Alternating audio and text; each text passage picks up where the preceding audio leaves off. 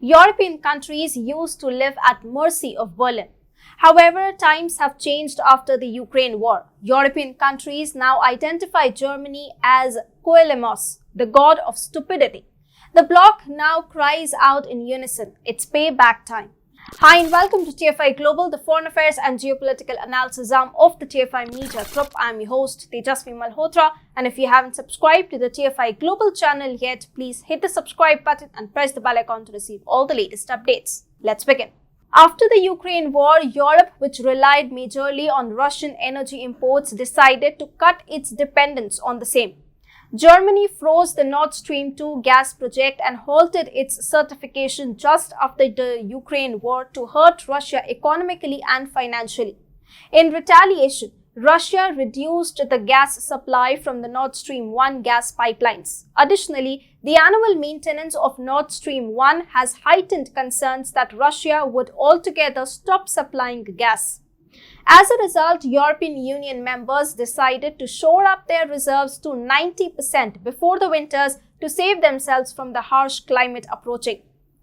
Recently, European Commission brought an emergency gas rationing plan to the table. The Save Gas for a Safe Winter plan announced on Wednesday sets a target for the 27 member states to reduce their gas demand by 15% between August and March next year. The move is targeted to bail out Germany from the impending crisis. You see, Russia accounted for 2/5, that is 40% of the EU's import of gas before the Ukraine war. However, some members of the bloc face more challenges than others. Germany in June implemented the second step of its three-stage emergency gas rationing scheme.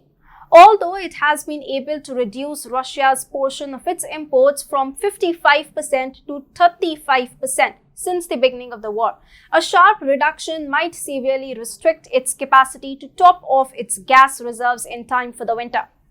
Germany, which was the largest importer of Russian gas with 42.6 billion cubic meters of gas in 2020, is on the verge of recession.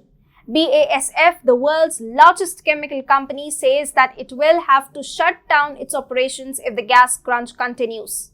Euromatics, the voice of non-ferrous metals producers and recyclers, which employs 5 lakh people in Europe, says the same. German Economy Minister Robert Habeck has urged people to take fewer showers due to the severity of the situation. In addition, Germany has chosen to turn down the street lights to save energy. Nevertheless, members of the European Union are opposed to the proposed 15% reduction. Even yet, the bloc on Tuesday approved the scaled-back emergency plan to reduce demand after reaching compromises to cap reductions for some nations. It's unlikely that these nations will follow the strategy. Also, the plan has encountered major loopholes. Ireland, Malta and Cyprus would not be legally required to the 15% decrease plan as their gas networks are not linked to those of other member states. Hungary came openly against the deal.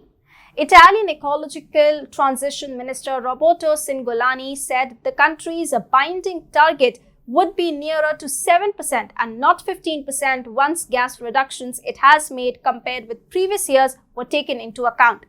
Portugal is completely against the EU proposal. Secretary of State for Energy João Galamba told the newspaper Expresso. Galamba said that the EU plan is unsustainable as it would leave Portugal with no electricity. Spain, which doesn't rely on Russian gas, is also opposed to the plan.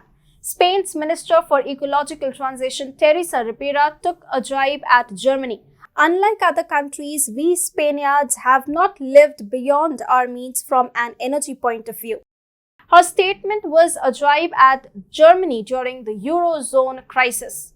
During the sudden economic collapse of several southern European nations, including Portugal, Ireland, Italy, Greece, and Spain, Germany attributed the crisis to foolish borrowing by austerity governments.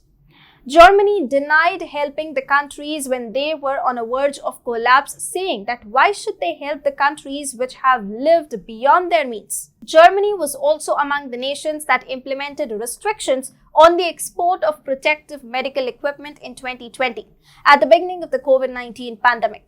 Greece, whom Germany wanted to kick out of the euro, and Berlin's austerity measures aggraved the crisis, has also objected to the EU plan. The European countries, which were never helped by Germany, then have come to bite back at Berlin. They refuse to bail out the German economy, which is now on the verge of recession, and look up to them. The hegemony status that it has overly enjoyed now stands in tatters.